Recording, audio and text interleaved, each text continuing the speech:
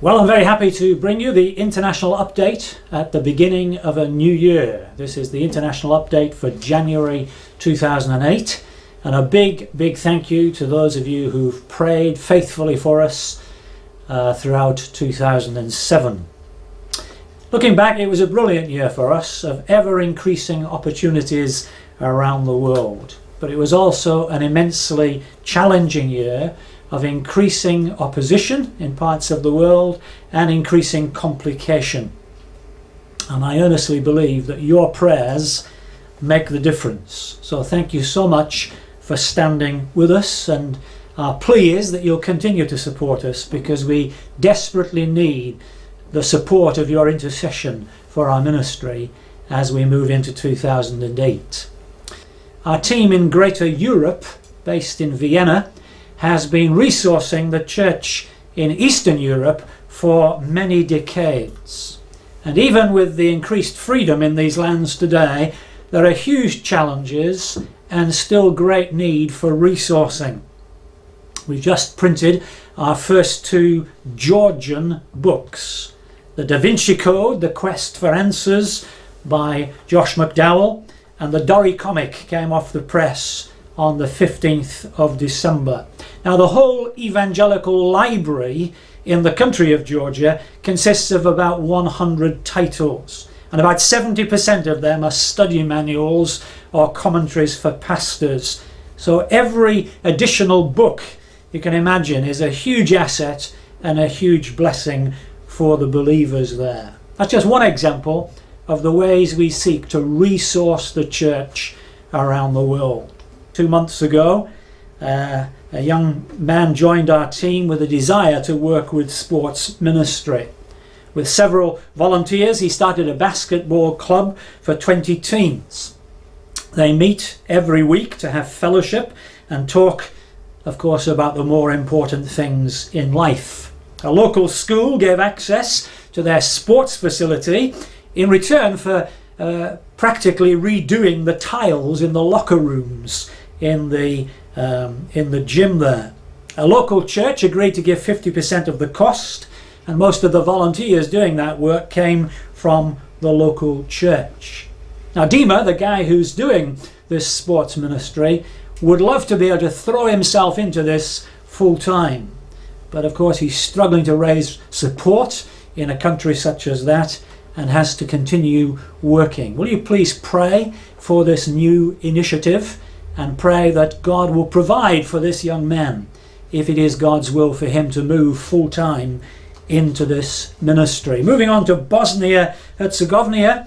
For some time, the team in Sarajevo has prayed for a place to house a reading room and distribute literature. Well, we've had the grand opening during December, and people from shops around came, brought their own clients with them to read good books, and had some great discussions with team members. Some of the books there we give away free, others we make available for a small donation. The books are English mainly, but a few other languages as well.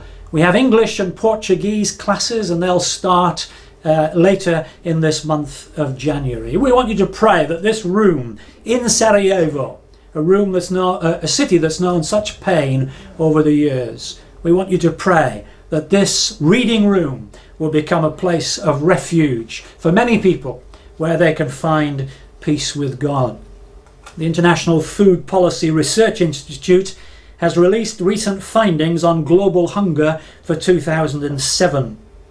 Every day, 1 out of 7 people go to bed hungry worldwide.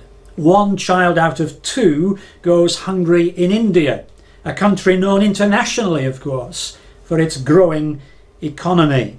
It's rated at number 94, India, amongst 118 countries on the Global Hunger Index. It's below neighbouring countries such as Pakistan, Nepal and Sri Lanka. So as we hear about the booming economy in India, don't forget that the effects of that are not touching the people of India consistently. There's still an incredible poverty and hunger issue in this country.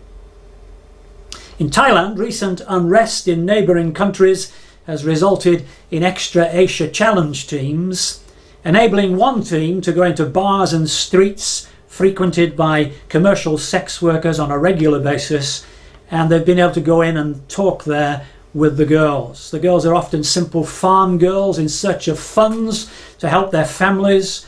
They fall into prostitution as the only way of getting sufficient money to send back home to their families. One girl in particular has been really touched by a team member's care and concern and asked for a Bible in the Thai language.